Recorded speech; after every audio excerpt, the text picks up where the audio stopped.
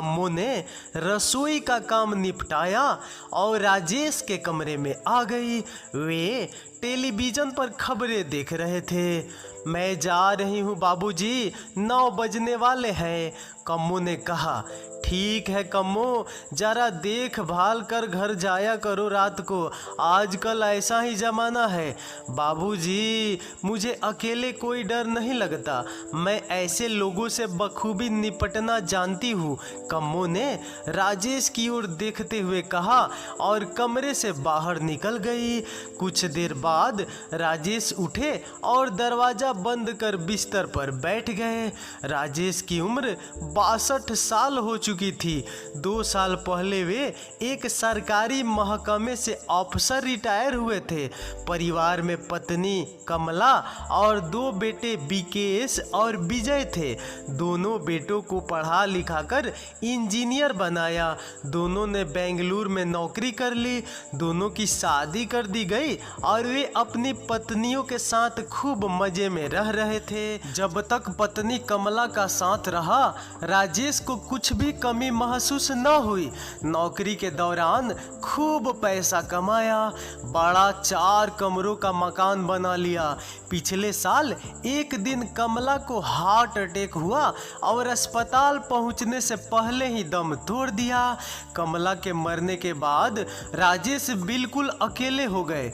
दिन तो किसी तरह कट जाता, पर रात काटनी बहुत मुश्किल हो जाती। विकेश और विजय ने बार बार फोन करके उनको अपने पास बुला लिया। दोनों के घर एक एक महीना बिताकर वे फिर यहाँ अपने मकान में आ गए। सुबह का नाश्ता, सफाई, पोछा व कपड़ों की धुलाई का काम जमुना करती थी। दोपहर व शाम का खाना शांति बनाती थी। एक दिन राजेश ने कहा, जमुना, मैं चाहता हूँ कि तुम किसी ऐसी काम वाली को ढूंढ दो जो सुबह 9 बजे से रात के 8 बजे तक रहे, सुबह नाश्ते से रात के खाने तक के सारे काम कर सके। ठीक है बाबूजी, मैं तलाश करूंगी, जमुना ने कहा था। एक दिन सुबह जमुना एक औरत को लेकर आई। जमुना ने कहा, बाबूजी, यह कम्मो है। जब मैंने यहाँ काम के बारे में बताया तो यह तैयार हो गई। यह सुबह 9 बजे से रात के 8 बजे तक रहेगी। राजेश ने कम्मो की तरफ देखा। सांवला रंग, गदराया बदन, मोटी मोटी आंखें, उम्र तकरीबन 30-32 साल, माथे पर बिंदी और मांग में सिंदूर। अगले दिन सुबह कम्मो आई तो राजेश अखबार पढ़ रहे थे। कम्मो ने नमस्ते बाबूजी कहा। आओ कम्मो, राजेश ने उसे देखते हुए कहा। बैठो। कम्मो वहां रखी कुर्सी पर बैठ गई। कम्मो, जरा अपने बारे में कुछ बताओ, राजेश ने पूछा। बाबूजी, मेरा नाम कामिनी है, पर सभी मुझे कम्मो कहते हैं। मैं बिहार में पटना के पास ही एक गांव की रहने वाली हूँ। मैंने 10वीं तक पढ़ाई की है। मैंने अपने माता पिता को नहीं देखा, वे दोनों मजदूरी करते थे। एक दिन एक मकान का लेंटर टूट गया तो उसमें दब कर दोनों मर गए। मकान मालिक ने मेरे मामा को 3 लाख रुपए दे दिए थे। तब मेरी उम्र 5 साल थी। मामा मामी ने ही पाला है। 18 साल की उम्र में मामा ने मेरी शादी पास के ही एक गांव में कर दी। शादी के 3 महीने बाद मेरे पति की सड़क हादसे में मौत हो गई। कुछ समय बाद देवर मोहन के साथ मेरी शादी हो गई। वह शहर में एक फैक्ट्री में काम करता था। रोज सुबह चला जाता और शाम को लौटता था। मेरी सास नहीं थी। एक दिन दोपहर का खाना खाकर मैं आराम कर रही थी तो अचानक ही ससुर ने मुझे दबोच लिया। मैंने बहुत मना किया पर वह नहीं माना। मैंने इस बारे में पति मोहन को बता दिया। उन दोनों की लड़ाई हो गई। इस लड़ाई में ससुर के हाथ से मोहन की हत्या हो गई। ससुर को पुलिस ने पकड़ लिया। मैं वहाँ उस घर में अकेली कैसे रहती, इसलिए मैं अपने मामा मामी के पास लौट लौट गई। कुछ महीने बाद एक आदमी मामा के घर आया। वह आदमी मेरी तरफ ही देख रहा था। मामा ने मुझे बताया कि यह किशन लाल है, मुजफ्फरपुर नगर का रहने वाला है। यह सब्जी बेचने का काम करता है। इसकी घरवाली को पीलिया हो गया था। इलाज कराने पर भी वह बच नहीं सकी। घर में 20 साल का बेटा कमल है, वह 7वीं क्लास तक ही पढ़ सका। किसी दुकान पर नौकरी करता है। मामा ने एक मंदिर में मेरी शादी किशन लाल से कर दी। मैं अपने पति के साथ यहाँ आ गई। मुझे बाद में पता चला कि मेरे मामा ने इस शादी के लिए 40,000 रुपये लिए थे। मेरी शादी करके मामा बहुत खुश था कि रुपये भी मिल गए और छाती पर बैठी मुसीबत भी टल गई। एक दिन मुझे पता चला कि मेरे ससुर को हत्या के जुर्म में उम्र कैद की सजा हो गई है। यहाँ सब ठीक ठाक चल रहा था। पहले तो मेरा पति कभी कभार शराब पीकर आता था, पर धीरे धीरे उसे रोज पीने की आदत पड़ गई। वह जुआ भी खेलने लगा था। पति ने रेहड़ी लगानी बंद कर दी। मंडी वालों का कर्ज सिर पर चढ़ गया था। घर में जो जमा पूंजी जेवर वगैरह रखे थे, मंडी वालों को देकर पीछा छुड़ाया। इसके बाद मैंने घरों में काम करना शुरू कर दिया। कम्मो ने अपने बारे में बताया। ठीक है कम्मो, अब तुम घर का काम संभालो। बाबूजी, इतनी देर तक अपनी दुख भरी कहानी सुनाकर मैंने तो आपके सिर में दर्द कर दिया ना। आप कहे तो सबसे पहले मैं आपके लिए बढ़िया सी चाय बना दूं। कम्मो ने हंसते हुए कहा था। राजेश मना नहीं कर सके थे। कम्मो ने घर में काम करना शुरू कर दिया। सुबह नाश्ते से लेकर रात के खाने तक सभी काम बहुत सलीके से करती थी। उसे राजेश के यहाँ काम करते हुए 2 महीने हो चुके थे। अक्सर फर्श की सफाई करते हुए जब कम्मो पोछा लगाती तो उसके उभार ब्लाउज से बाहर निकलने को हो जाते। राजेश कुर्सी पर बैठे हुए अखबार पढ़ रहे होते तो उनकी नजरें उभारों पर टिक जाती। वे इधर उधर देखने की कोशिश करते, पर फिर भी उनकी नज़र कम्मो की गदराई जवानी पर आकर ठहर जाती। वे अखबार की आड़ लेकर एकटक उसे देखते रहते। कम्मो भी यह सब जानती थी कि बाबूजी क्या देख रहे हैं। वह चुपचाप अपने काम में लगी रहती, मानो उसे कुछ पता ही न हो। एक दिन कम्मो ने राजेश से कहा, बाबूजी, कमल के पापा की तबीयत ठीक नहीं चल रही है। उसको किसी अच्छे डॉक्टर को दिखाना पड़ेगा। क्या हो गया है उसे? राजेश ने कहा। तो कम्मो बोली, भूख नहीं लगती, कमजोरी भी आ गई है। मोहल्ले का डॉक्टर कह रहा था कि शराब पीने के चलते गुर्दे खराब हो रहे हैं। जब इतना शराब पिएगा तो गुर्दे तो खराब होंगे ही। बाबूजी, मुझे कुछ पैसे दे दीजिए। कितने पैसे चाहिए? राजेश बोले, 5,000 रुपये दे दीजिए। डॉक्टर की फीस, टेस्ट, दवा वगैरह में इतने तो लग ही जाएंगे। राजेश बोले, ठीक है, रात को जब घर जाएगी तो मुझसे लेती जाना। कम्मो ने चेहरे पर मुस्कान बिखेर कर कहा, बाबूजी, आप बहुत अच्छे इंसान हैं जो हम जैसे गरीबों की कभी भी मदद कर देते हो। जब तुम यहाँ इतना अच्छा काम कर रही हो तो मेरा भी फर्ज बनता है कि मैं तुम्हारी मदद करूं। राजेश ने कम्मो की तरफ देखते हुए कहा। कुछ दिन बाद राजेश का एक पुराना दोस्त मदन लाल दिल्ली से आया। वह उनका पुराना साथी था। वह भी सरकारी नौकरी से रिटायर हुआ था।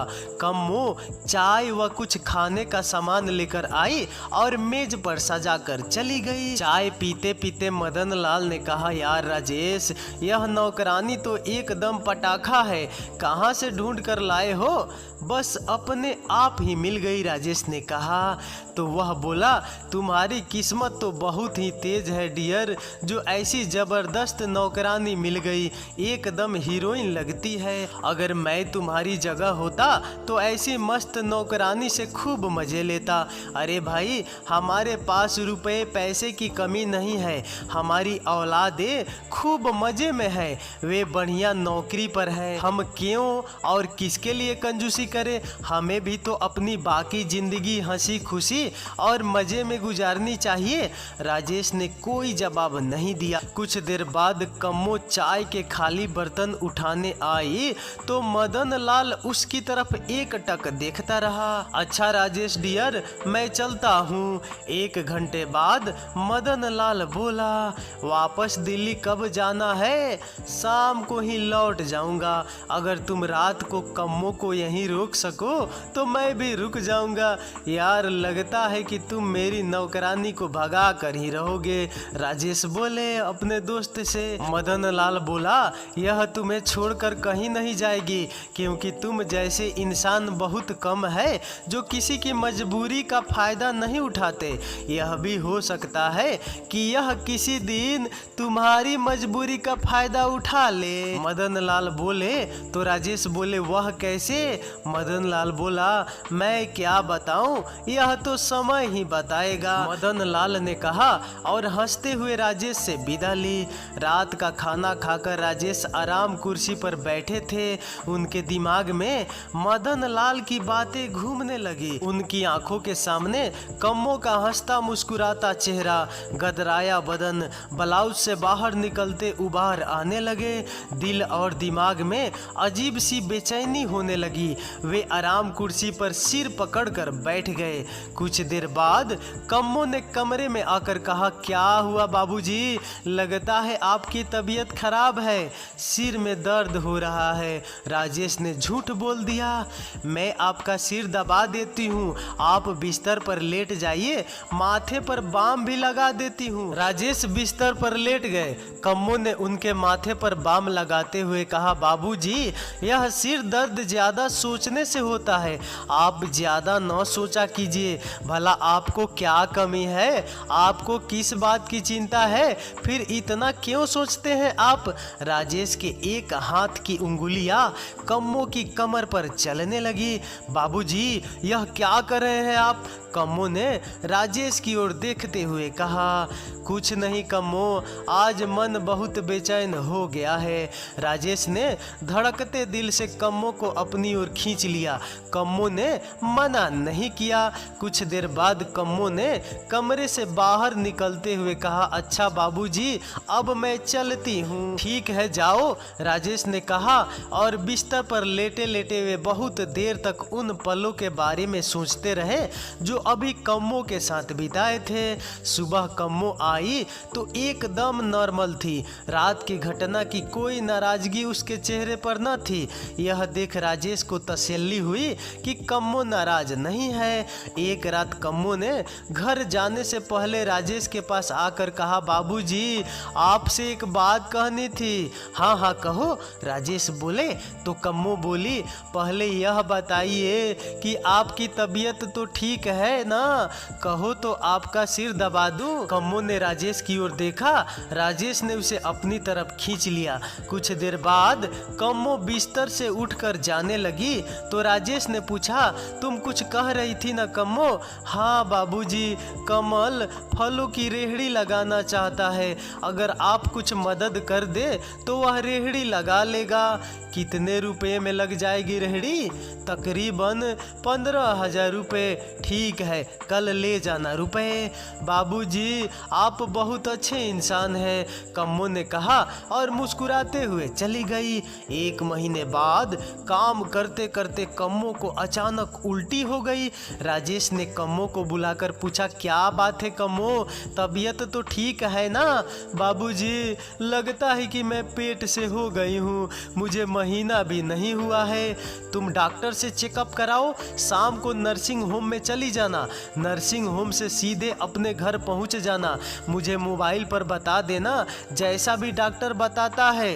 रात को राजेश को कम्मो ने सूचना दे दी कि वह पेट से हो गई है। अगले दिन सुबह जब कम्मो काम करने आई तो राजेश ने उसे अपने कमरे में बुलाया। कम्मो बोली, बाबूजी आपने मेरे साथ संबंध बनाए तो उसी के चलते मैं पेट से हो गई हूँ। अब मेरे पेट में आपका बच्चा पल रहा है। कम्मो, यह तुम कैसे कह सकती हो कि यह मेरा ही बच्चा है? यह तुम्हारे पति का भी तो हो सकता है। बाबूजी, कमल का पापा तो 3 महीने से मेरे पास आया ही नहीं, वह बीमार रहता है। कम्मो, मेरा कहा मानोगी? कहिए बाबूजी, तुम अपना बच्चा गिरवा लो। नहीं बाबूजी, मैं बच्चा नहीं गिरवाऊंगी, मैं हत्या नहीं करवाऊंगी।